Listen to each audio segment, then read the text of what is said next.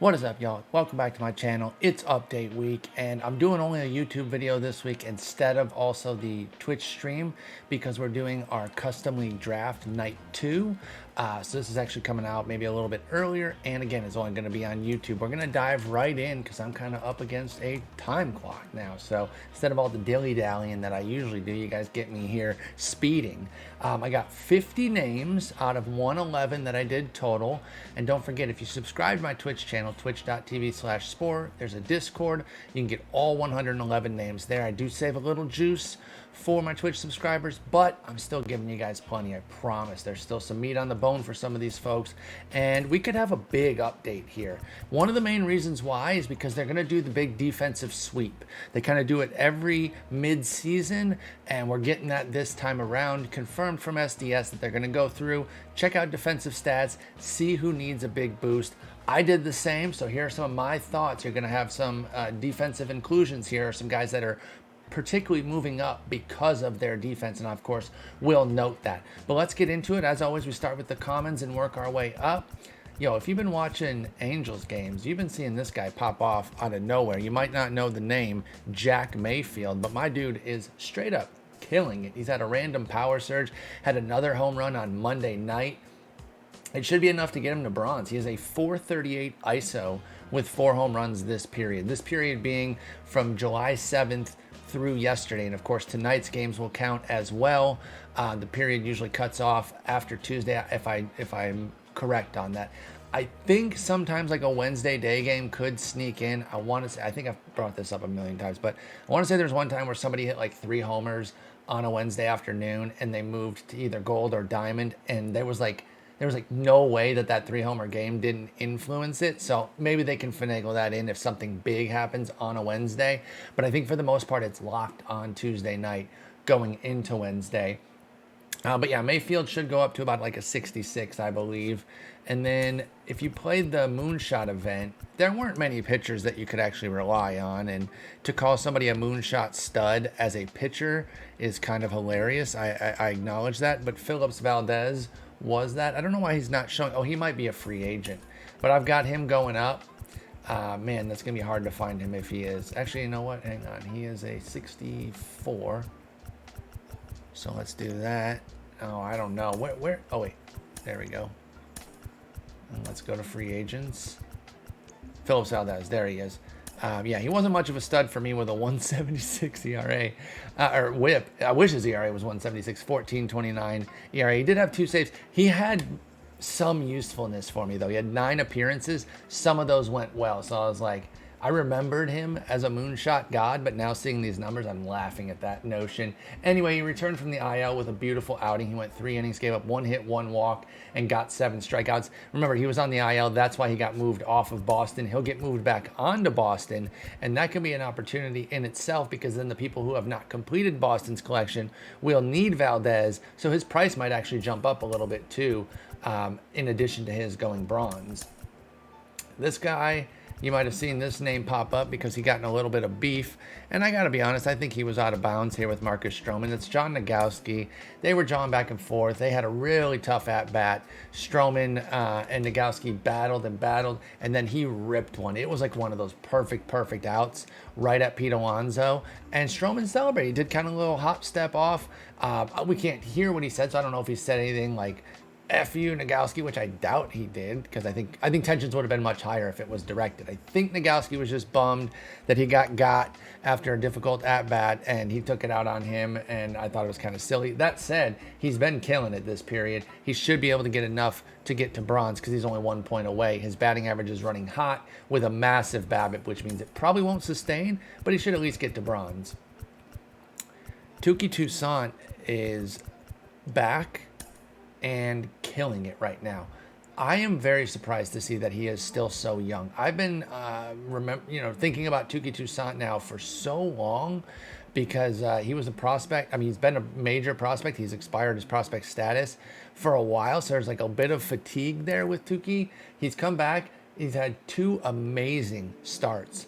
And if he's pitching like this, because he's not walking guys, that's the biggest issue. You see a 21 BB9, he deserves that right now. But it's going to get boosted because he has a 9.9 K, 1.3 walk, 5.3 hits during these 2 starts. And if he continues to stifle the walks, he could make a late season run at silver. Don't rule it out. This guy was a premium prospect. So I'm keeping my eye on Touki Toussaint right now, both from a fantasy standpoint and from an MLB The Show standpoint.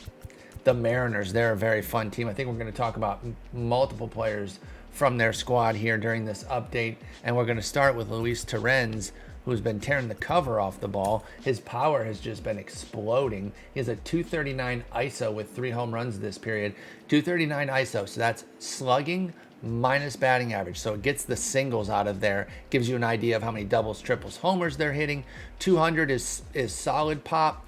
Anything above 200, you're really starting to get into really impactful power. 239 is quite good, but he's adding contact this period with a 283 average. The last time he got updated, he was hitting a bunch of homers, but no contact to go with it. So this is more of a complete update. I've got him going up to a 74. By the way, I didn't mention, I've got Nogowski to 67 and Toussaint to 69, which should be pretty nice for him. So pardon me on that. Let's go back out to Pittsburgh. And their future closer, David Bednar, is somebody that I'm keeping a big-time eye on.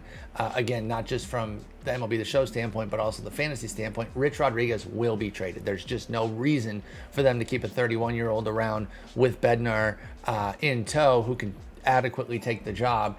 He's been awesome. And I think he needs some catch-up for his season.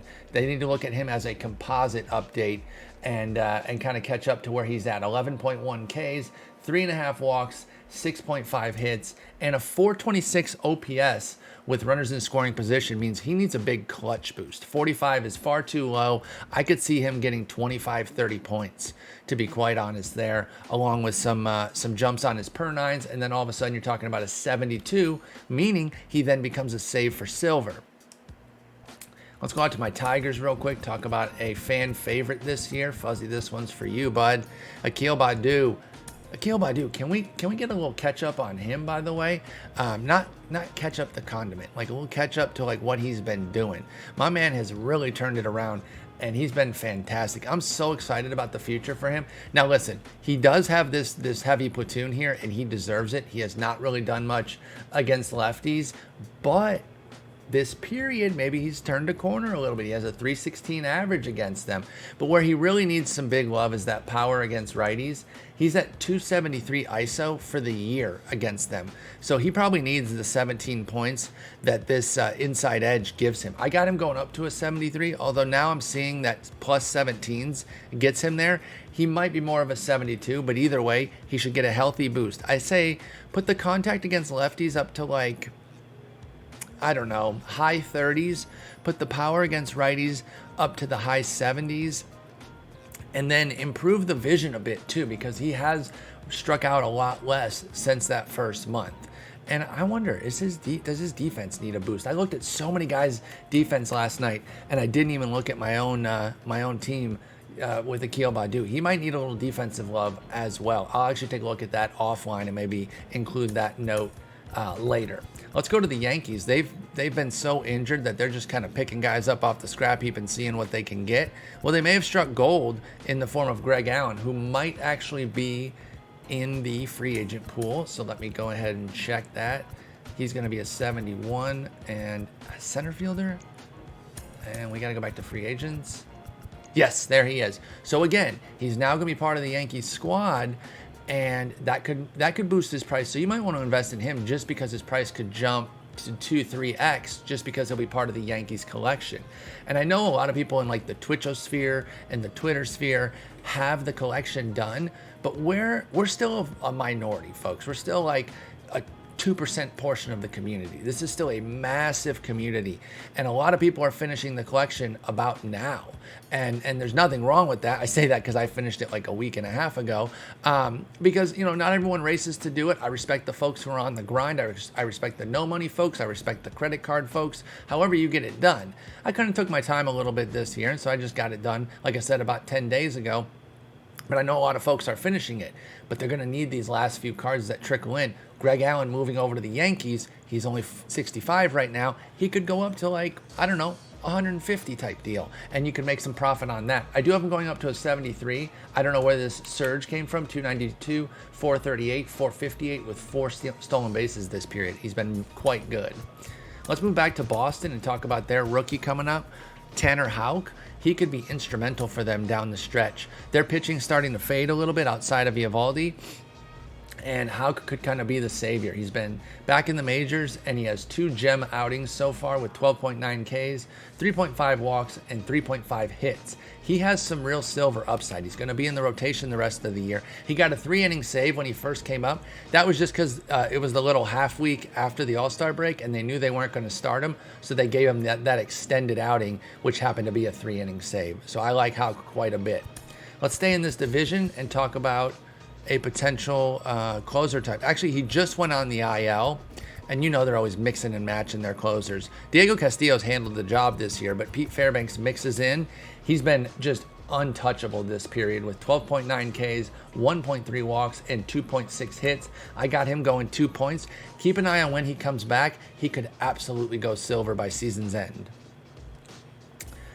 We had a lot of fun with this guy last upgrade period because he was a common who was running so cheap, and you could get him for single digits, and he was excellent for the affinity investments. Well, now Lamont Wade Jr. is just a badass. I mean, first off, he's super flippable at the price he's at right now. I've been doing it with Nestor Cortez, Gavin Sheets until recently. You can do the same with Wade. Just flip a handful of them constantly, and you're making, 80 plus stubs. Honestly, more than 100 here, but like with the Sheets, it was like 80. With the Cortez, I think it was like 150.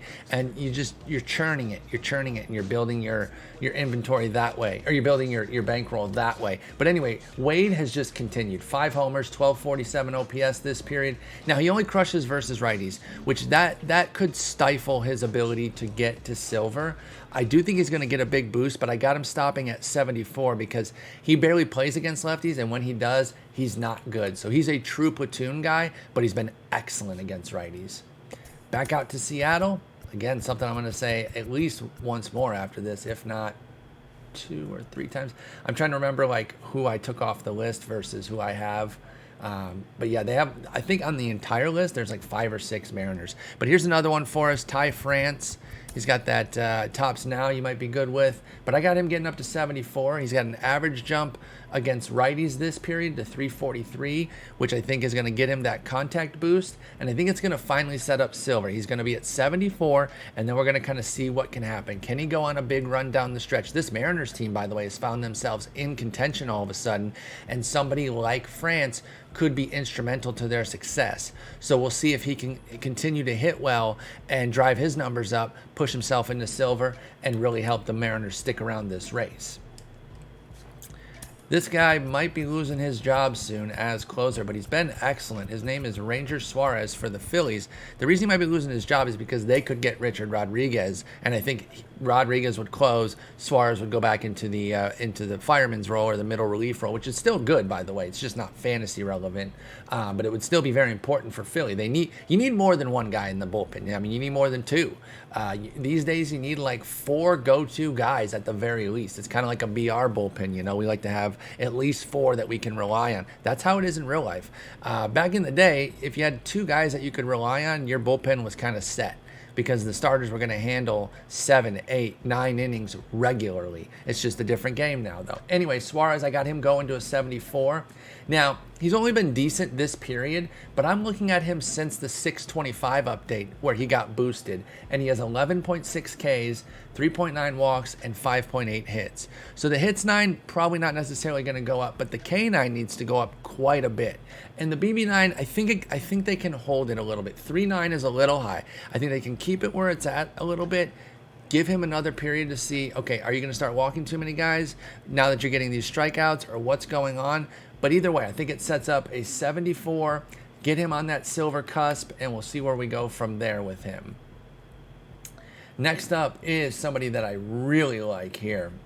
And I'll tell you, I think this guy could be a monster and maybe even push silver very soon. That's Luis Aureus for the Brewers here. He keeps showing flashes, but then he hits a cold spell. It's like two steps forward, one step back, two steps forward, one step back. And that's kind of what we're seeing with him. He needs to be a little bit more consistent, but he has been good this period, 886 OPS. I think he gets to 74 with some upgrades, and then we kind of see where he's at. Can he avoid those slumps? You know, it's like 10 good days, 6 awful days. 2 good weeks, 1 dreadful week type of deal. So hopefully Aureus can find some stability and be a badass for a little while. We'll be back to the Brewers later with a big one that I'm excited about. Let's go out to the A's, talk about Seth Brown. Speaking of Topps Now cards, as I mentioned with with Ty France, Seth Brown's is bananas. But anyway, I got him going to 74. I know it's only a 1-point jump. Problem is, all of his damage, literally all of his damage this period is against righties. 292, 370, 708 with 3 homers. He just doesn't do anything against lefties. He barely plays against them, and when he does, he sucks. It's kind of a Lamont Wade Jr. situation, and that's really tough. So it's going to be hard to get him there as a platoon guy, but he does decimate righties, and as they build those numbers up, keep an eye on him as a BR type card. Perfect for your bench to come off the bench and kill some righties for you during your runs. Back out to the Tampa Bay Bullpen. This guy was an all-star. A lot of you probably don't even know who he is, and I don't say that to roast you. It's just that Andrew Kittredge is not that popular of a player, but he's another one of these guys that the Rays have just cultivated, and he's been fantastic. I could see some walk and hit per 9 love getting him to silver. He has a 1.2 BB9 and a 4.9 hits rate during this period, both of which are very good, and I don't think he's going to be needing that much to get to silver, so I think those will get him his 2 points, get to 75, and then from there he's really going to need to start to strike some guys out if he's going to push gold. You see here that plus 15s gets him to gold, so he's actually got a little bit of hold for gold potential. The only problem is, let me give you his season-long strikeout rate, because it's not good, and that's the problem. That's why I can't fully recommend him as a hold for gold. It's 8.8 per 9, which for a reliever is pretty lame. I mean, it just is. Like, the simple fact is 8.8 under a strikeout per inning. Even a strikeout per inning these days is like, ew. All you get is a strikeout per inning. That's kind of cringe, dude. But it's just not that great. It's low to mid 60s the way they have it here, but 5.8 hits and 2.0 walks on the season. Even better during this period. He gets a little love, gets to silver, and then we see what's what. This guy, I've been tracking him a lot this year. This is not the guy I was alluding to earlier when I said we would be back to the Brewers. But Tyrone Taylor was a huge platoon guy to start the year. He was just decimating lefties, but that's all he could do. And if you don't know, lefties make up like 25-30% of starters in baseball, or pitchers in baseball. They're just not that common. So if you're a short side platoon guy, there's not a lot of opportunity for you to be a star. Like, you can be a legit star level player just crushing righties. Look at Jock Peterson, look at Jesse Winker. But he's crushed righties this period with a 1206 OPS and 2 homers. And I think they need to catch up for what he's been doing against lefties all year. He has a 910 OPS against them. So you add up both those factors, and all of a sudden he's a 75. I like Tyrone Taylor for silver. This one surprises me. You could not have offered me enough money to bet that this guy would get to silver this year. Rougned Odor, the resurrection is here. Now, here's the main thing.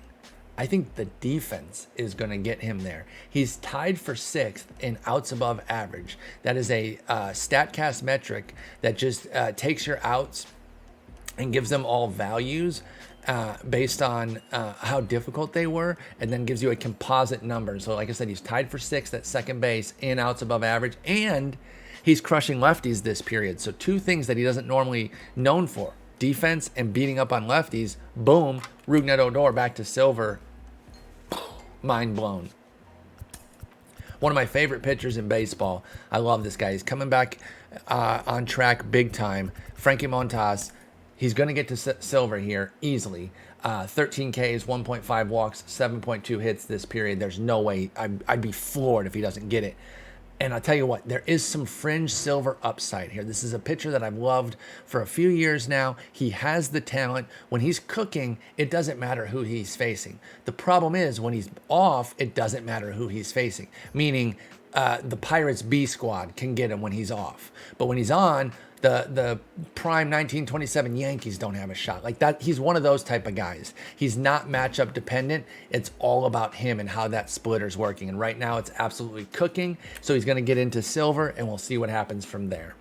Back out to Seattle. By the way, I'm just getting some news as I'm doing this to give you a time frame of what time I'm doing this. It looks like the Mariners might be kind of waving the red flag a little bit here. They're trading Kendall Graveman and Rafael Montero for Abraham Toro and Joe Smith. It's one of those moves that isn't exactly saying, oh, we totally give up, because they have other pieces in their bullpen and they're getting Joe Smith back in the deal as well. And Toro could be a really nice piece for them because he's really young. So it's kind of interesting. It's like 1 foot in, 1 foot out. And I understand that for them because it's still a long shot for them. Folks, if you don't know, they're competing right now, and it's been fun to watch, but they have a negative run differential, which is, run differential is very indicative of how good a team is. Yes, you can beat the run differential for a given year, and sometimes you get the opposite of that, where you get beaten, where you have a positive run differential, but you have a negative record.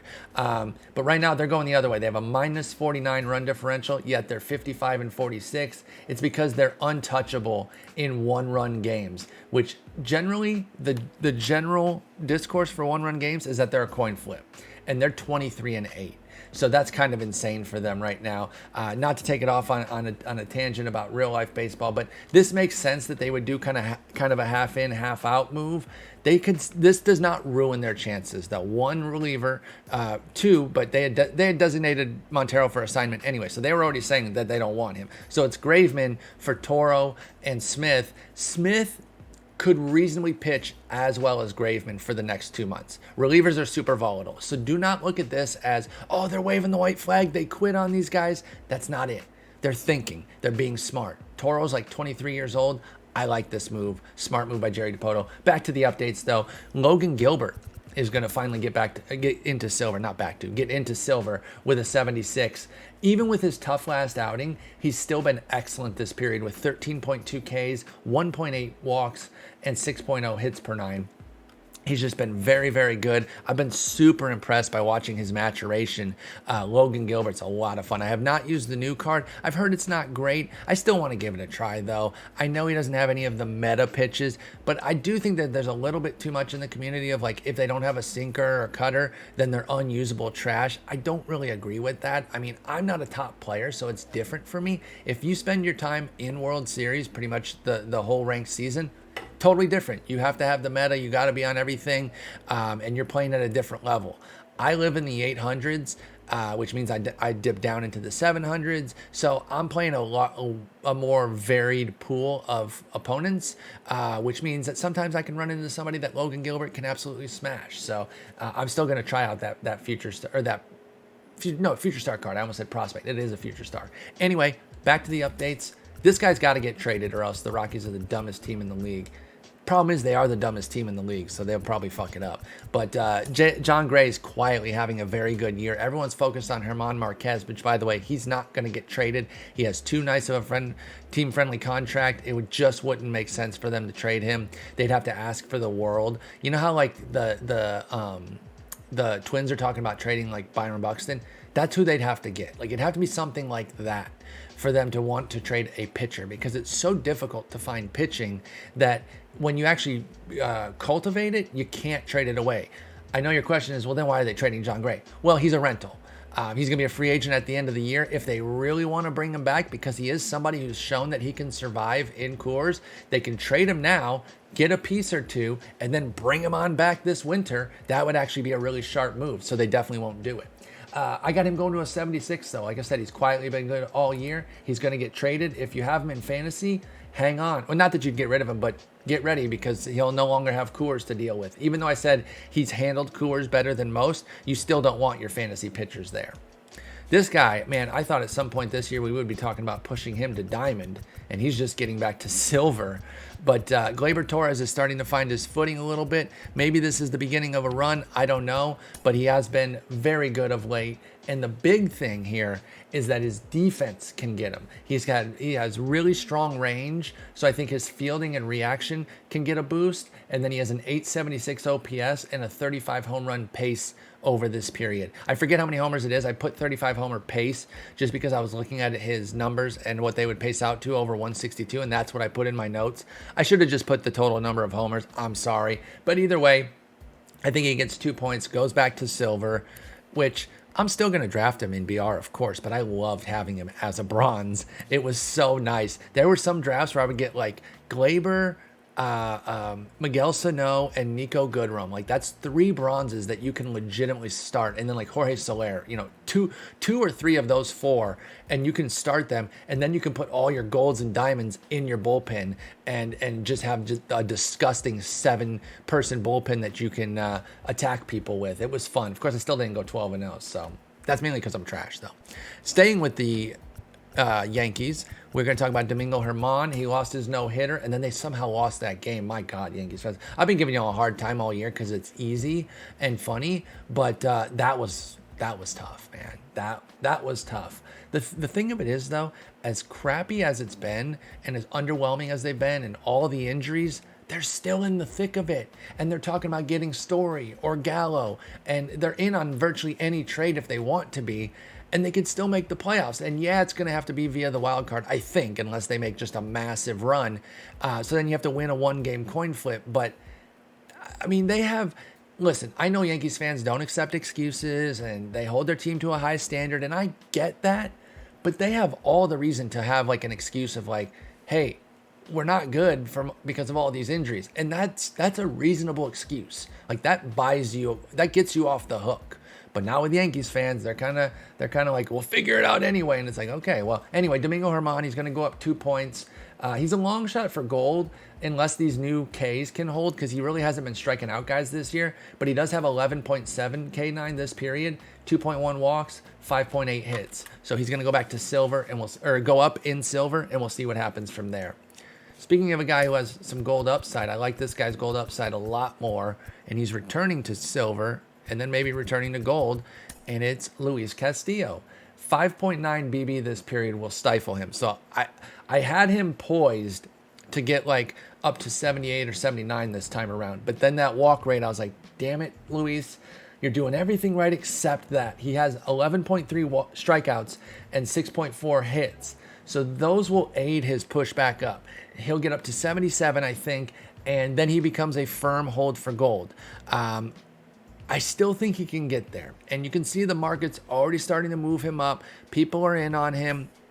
I've got 32, 31 that are sellable. I'm probably not going to get too many more right now. I'm pretty happy with this. I bought these in bronze, and I'm going to take that profit, that low buy, and just ride it out and see where he goes. But I love that he's back. He's one of my favorite pitchers in the league. So I just root for him in general, let alone the potential windfall I can get if he goes back to gold in MLB The Show. One of the best pitchers in the league this year, who nobody is really talking about that much, even though he's on one of the best teams in Boston, is Nathan Ivaldi. Why is he not getting more run? This is another one of my favorites. Back-to-back Spore favorites here with Castillo and Ivaldi. I got him going up to a 78. Now, here's the thing. The strikeout surge this period, 10.7, could be the first step toward getting him gold. But if he does not hold those strikeouts, it's going to be tough because he's just not missing a ton of bats. The way he's winning is home run suppression and not walking anybody. So when he does give up hits, there's nobody on via free passes to score.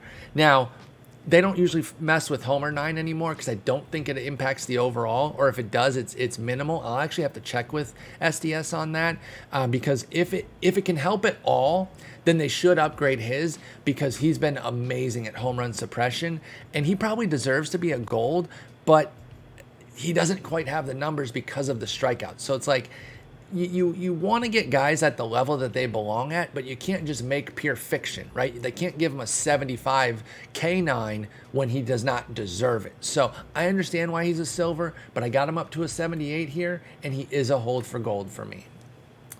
Back out to Tampa Bay's bullpen yet again. I didn't realize how many guys we had for their bullpen. But I have Colin Mchugh, who unfortunately just hit the IL. Apparently, I think it's dead arm, so it's not necessarily the end of the world. It might just be fatigue, get him a little breather. I got him going up to a 78. He needs a big BB9 boost to catch up to his 1.7 mark on the season, plus a little bit of K-Love. 82 is a great mark, but he has 12.7 Ks per nine. I think that's more mid to high 80s, and I think that sets him up for a potential hold for gold when he gets back. Here's the thing.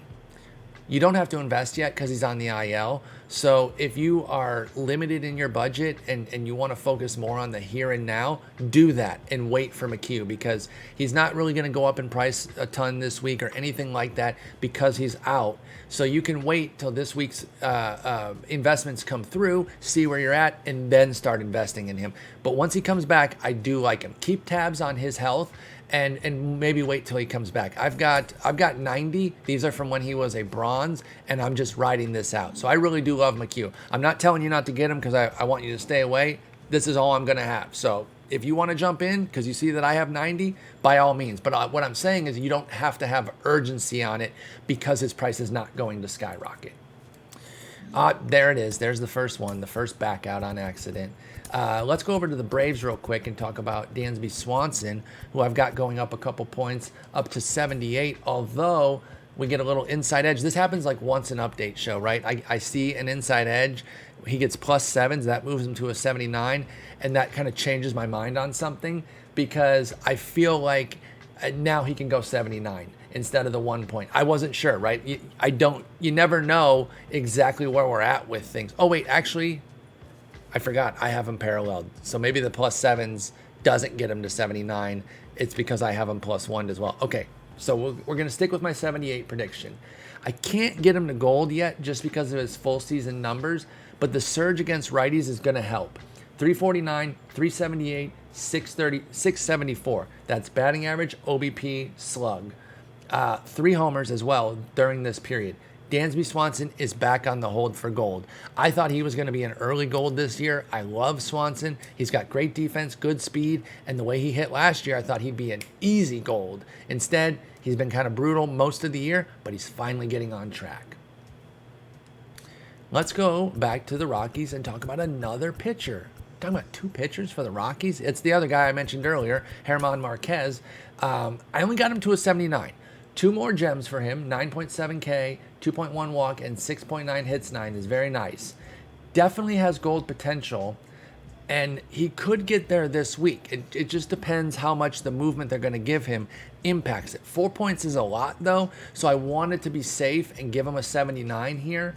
But he's a hold for gold either way. So look at how cheap he is at 111. You got to get in now because if he doesn't get it, I should get in because I just realized I don't have any and that price is cheap. But I'm poor. That's the problem. I'm poor right now. I only have 10K because I put everything in my investments. But anyway, I really do like him. I do think he is a hold for gold. Please don't let me not being in on him make you think, he doesn't really believe in him and he's trying to trick us or anything. Sometimes I just have my stubs elsewhere that I can't get to some guys. It's plain and simple like that. Like spoiler alert, a guy we're going to talk about, Paul Goldschmidt. I just didn't get in on him on time. So he's a lock for gold, but I don't have any. I think I have like 2 or 3. And that's just because I just didn't get there in time. And that's just the luck of the draw. But I am going to get in on this Marquez, especially if he doesn't go this week. I'm going to get a few right now and then more this week if he doesn't go because people will be selling off. Let's move out to the White Sox, talk about a reliever who's going to become a starter. And that's Michael Kopech. You probably like using him in BR. I've got a decent ERA, but a very good whip with him. He throws really hard. We know Michael Kopech. We like him. I've got him going up to a 79. He needs strikeout and hit bumps. Basically the bumps that he's getting here, right? +3s. I'm maybe a little bit more, and maybe my 79, now that I'm seeing that +3s only gets him to 78. Maybe 79 is pushing it a little bit much. Here's the thing. He should be starting at some point in August and then through September to save innings for other guys, namely Dylan Cease, which makes him a major hold for gold because a move to SP alone probably puts him in gold. So I would start getting in now. I've only got 15. I need to up that. But again, I'm poor. I'm going to need to sell some flashbacks or legends to get some bankroll right now because all my stuff's tied up in damn Colin Mchugh. All right, now we're going to get into some of the defensive folks. We've hit on a couple, but there's going to be more coming up here. Let's talk about Kike Hernandez. And here's the thing. He has 0 throwing errors, and he's tied for 4th in the outfield assists. So I think his arm accuracy and the power boosts from his giant run this past week on offense could bring gold. I don't want to say should. And the reason I don't want to say should is because I don't know how much the arm accuracy is going to help, even if they bring it up to like 75. And then he had inside edge the other day, so I kind of had a sneak preview. You see that plus 16s only gets him to 79. So I wanted to be careful here. He could get to gold, but I think it's going to be more of a 79, which means we're going to be on the cusp and people are going to be disappointed and they're going to sell off like crazy. So keep that in mind with Kike Hernandez.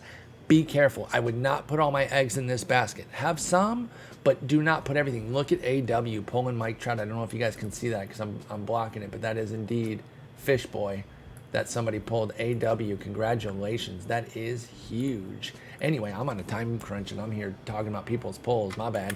Anyway, moving on to our next guy, out to Miami. This is a big defensive one, and his name is Adam Duvall. You may remember that Adam Duvall used to have elite defense, and he's been gold before, thanks in part to that defense. Well, the defense fell off last year, and I believe 19 a bit as well. I think 18 was when he really built it up. And then last year, of course, it hurts, but it was only 2 months. So I hope they didn't knock him too much. But either way, it's going to get a big boost. He's tied for 2nd in defensive runs saved and tied for 4th in assists. So I think that arm accuracy and strength both need to go up, but also the fielding and react. So I think all 4 can get a boost for him. And then he has an 1127 OPS with runners in scoring position. I think he needs a clutch boost. Notice I didn't mention any of the core 4. He has like an 816 OPS this period. That's pretty bland. So I don't really see any of his core 4, the 2 contact, 2 power metrics. I don't think those are getting it. That's why I only put him at a 79, because I don't know if the defense and clutch alone can get there, especially if they don't even do the clutch. And that's my suggestion. Doesn't mean that they're going to do it. I just think that he deserves it. He deserves the defense as well. If it's a big defensive boost and that's enough to get him there, then he's going to go. The bottom line is he's a hold for gold, and you should be in on him this week in case I'm light. And as you can see, I've got 41. So I'm ready for Duvall just in case, but I am predicting 79 right now just to be careful. This one is my 179.5, which means I'm so close, but I just don't know. And I guess you could say Duvall's kind of a 79.5 as well. I mean, it doesn't matter. I try not to pick too many guys like that. I usually pick like 1 at most. But this week's is Luis Garcia. And the reason that he is 1 and Duvall isn't is because he's a 76. So he needs 4 points. That's a big jump. But look at what he's doing.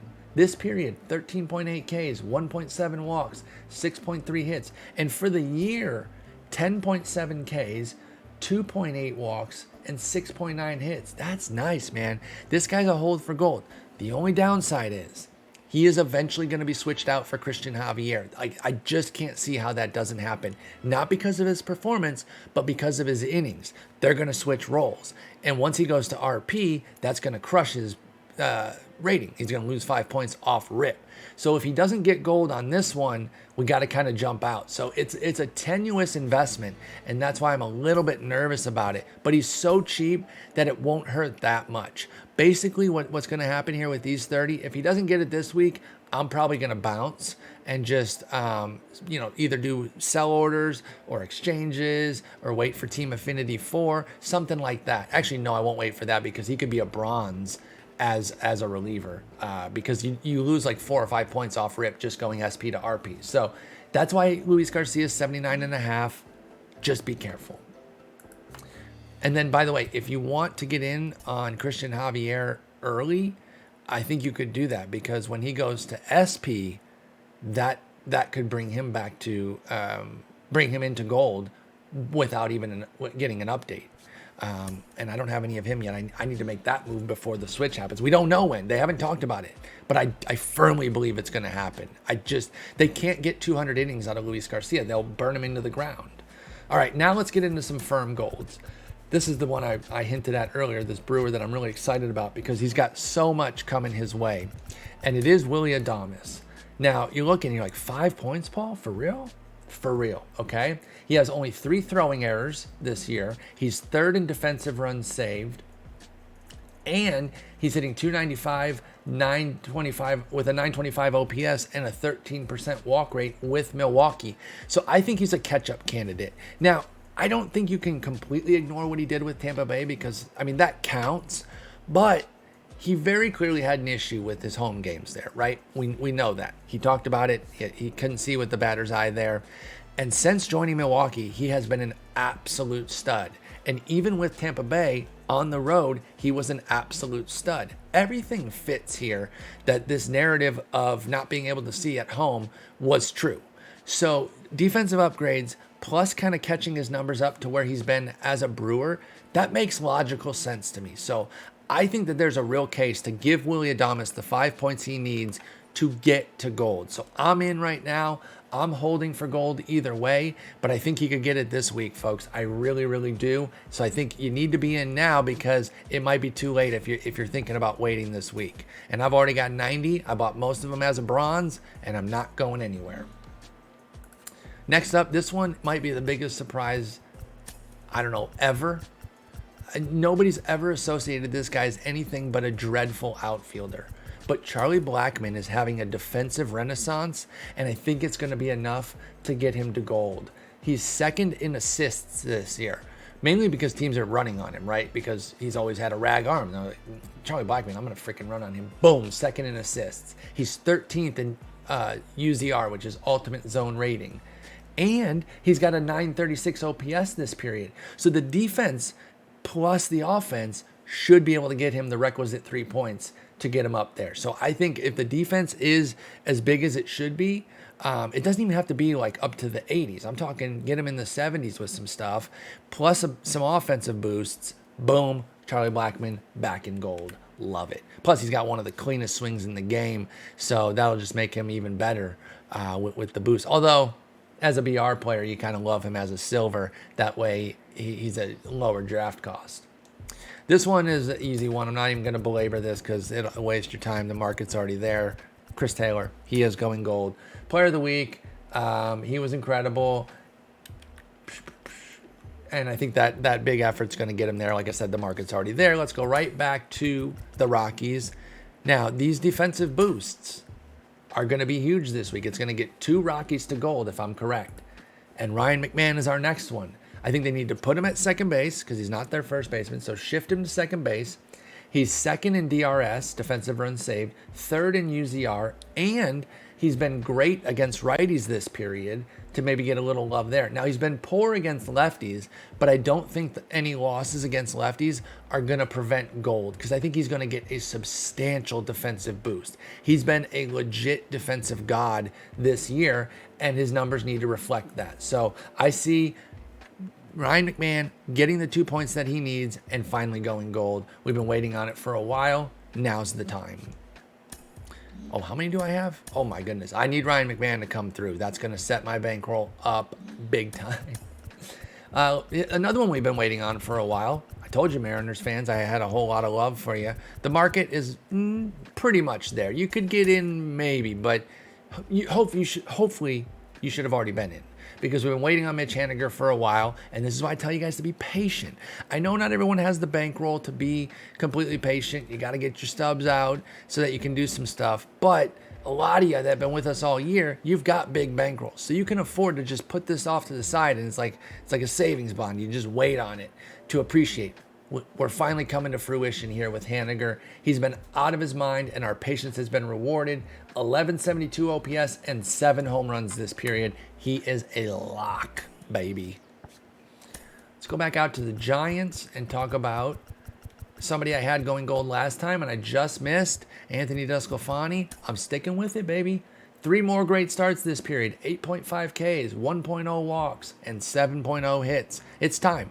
It's time. Like, the strikeouts are still pretty mediocre, right? But it's going to be the walks and the hits that are going to get him there. I think maybe even a little sprinkling of stamina should go up into the 80s because this guy goes deep into games. What I should check is his clutch. In fact, I'm going to do it really quick. I know I am pressing on time, But I'm going to go ahead and I'm going to be a rebel here and just use a few extra seconds on Desclafani. I just want to see, because a 50 clutch is not very good, and I have a sneaking suspicion that he might be doing well with runners in scoring position. 749. Actually, he's not. 50 is fine. Okay. Never mind. Moving on. I mentioned Paul Goldschmidt. I'll just go show him real quick because I think the market's already there. But he's kind of a lock. Not kind of. He is a lock.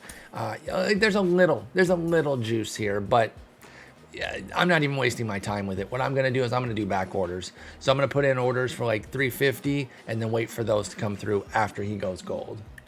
Now we're going to get into some gold to gold guys and setting up our next diamond candidates for the stretch run this year.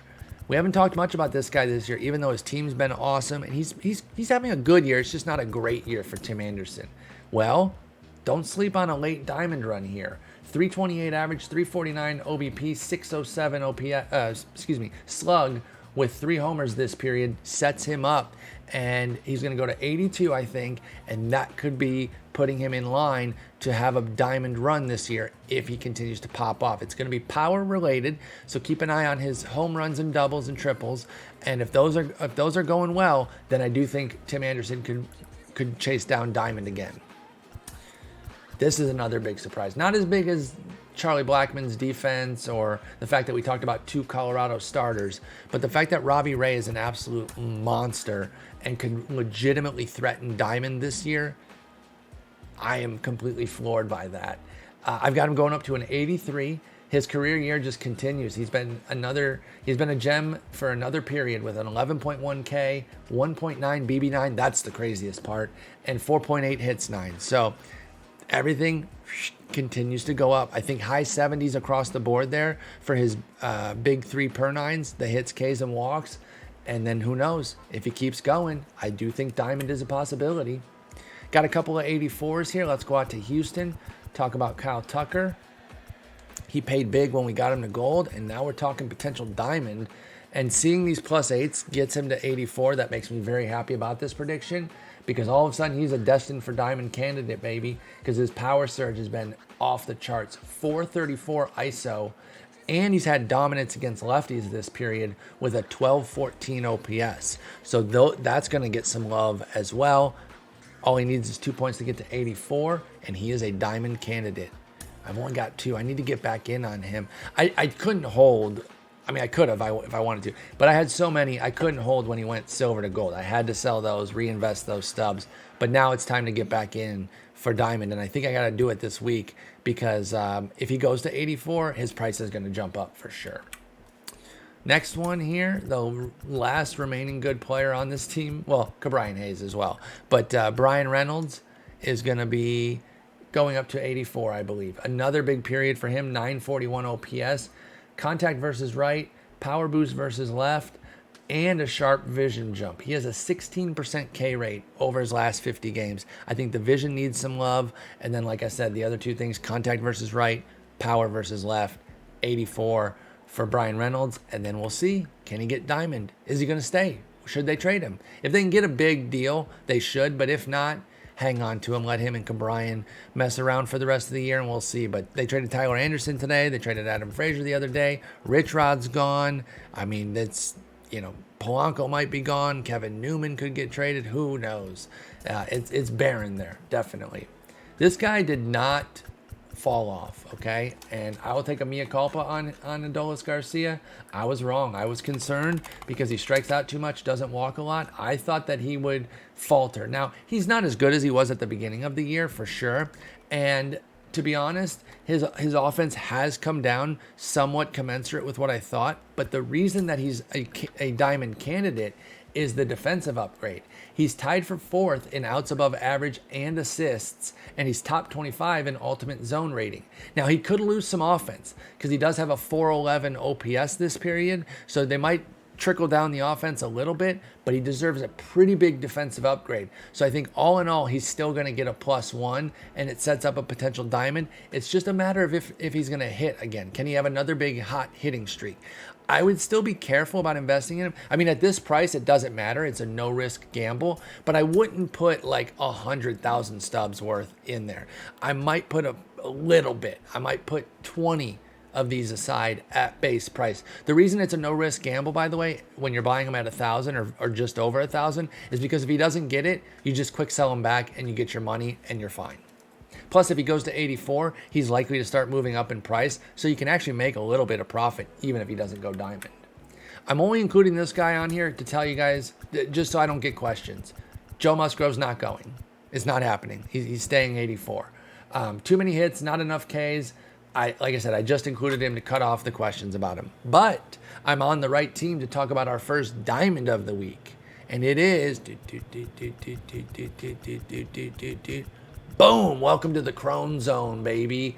Yes, 3-point boost for Jake Cronenworth gets him to 85. He is first in ultimate zone rating, second in defensive runs saved, and he's been dominant against lefties this period with an 1189 OPS. I think all of that is enough to get Jake Cronenworth into diamond. We saw his diamond card for the Tops Now. We saw his diamond card for the All-Star. We know that he is a diamond caliber player.